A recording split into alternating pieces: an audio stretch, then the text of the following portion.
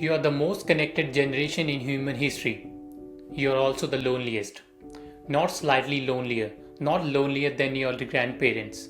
The loneliest demographic ever recorded in the history of measuring human loneliness. Despite the phone in your hand, despite the followers, despite the messages, the notifications, the group chats, despite all of it. And I think most of us have felt it. That specific feeling of being surrounded by people and still feeling completely alone. What nobody is asking why. Here's what the research actually shows. The World Health Organization estimates that loneliness is killing approximately 100 people per hour. This is the clinical equivalence that most people have never heard. The health risk is equivalent to smoking 15 cigarettes a day, not comparable to equivalent to. Loneliness increases your risk of heart disease by 29%, your risk of stroke by 32%, your risk of developing dementia by 50%. And here's the part that should stop you. The loneliest people on the planet right now are not elderly people sitting alone. They are the people aged 18 to 34, the most digitally connected age group in history. This is not an accident and it is not your fault.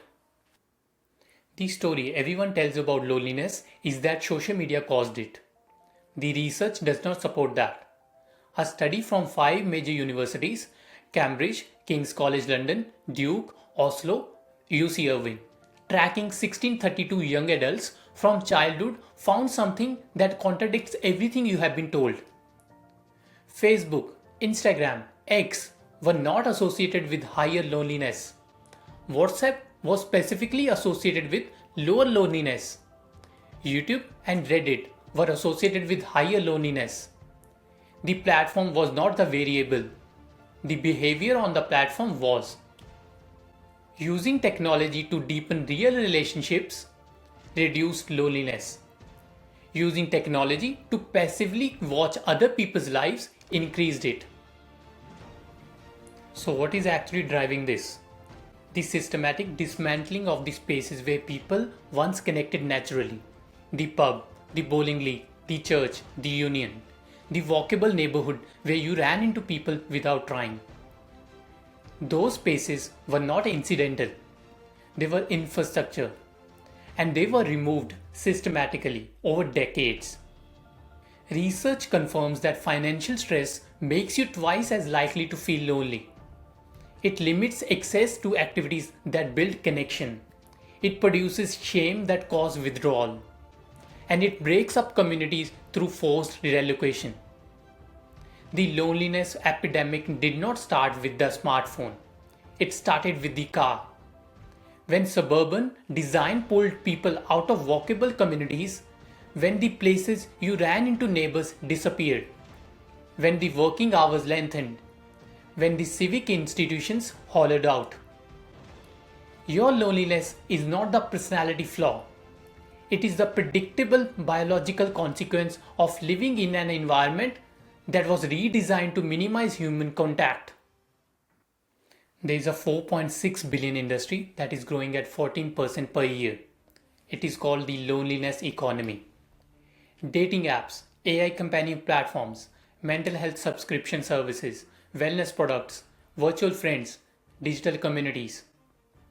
All of them have one thing in common. They make more money when you stay lonely than when you stop being lonely. A 2023 study found that 64% of dating app users felt lonelier after using them for an extended period.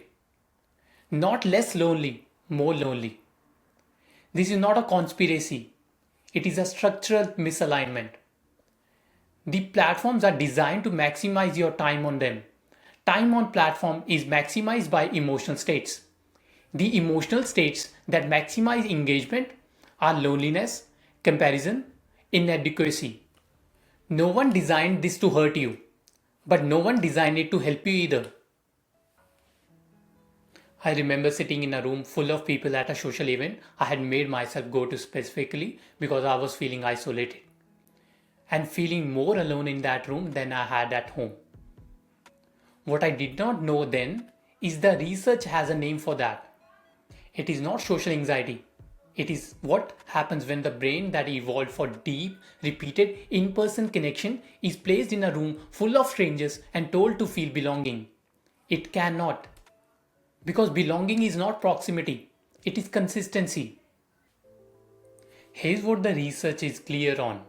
The thing that actually resolves loneliness cannot be purchased.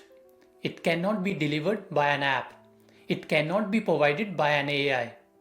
The research from the same 5 university study identified one specific behavior that reduces loneliness more than any other. Not more time on social media, not a different app, not a wellness subscription. Weak ties. The barista who knows your order, the neighbor you nod at, the gym member you see 3 times a week and never properly talk to. The modern world removed them, not by accident, through design choices, through economic decisions, through the specific kind of life we were sold as modern and successful. So, the question I want you to leave you with is not how to feel less lonely. It is this: what did you have access to before the modern world convinced you that you did not need it? The neuroscience confirms something important. The neural changes loneliness produces are not permanent. The brain that learned to be lonely can learn to connect. But it requires something the loneliness economy will never sell you. It requires showing up in person.